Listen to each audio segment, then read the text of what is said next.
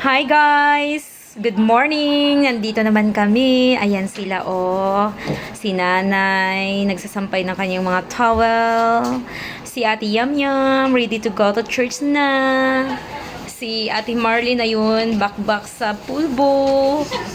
Ayan naman, si ate Jen. Say hi! Hi! Mag-hi kayo sa vlog ko kasi kikita 'tong milyon.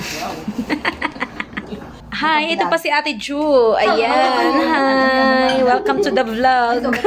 At dito naman sa kabilang kwarto, guys, ang mga ibang pastors. Ayan. Mag-hi po kayo sa vlog. Hi, Pastor! Kasi po, nag-vlog na po kami.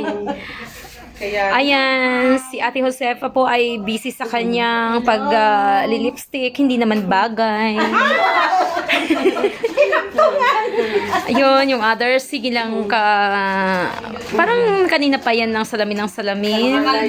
Mga kalbo na sa kasuklay. Okay guys, so ganyan ka-linis ang aming higaan. Kasi po kami yung klase ng mga taong napaka-organized. Organized ang tawag dyan guys, hindi burara. Ayan, si Ate Jean, nangangapit bahay. Okay guys, yan lang po muna. Bye!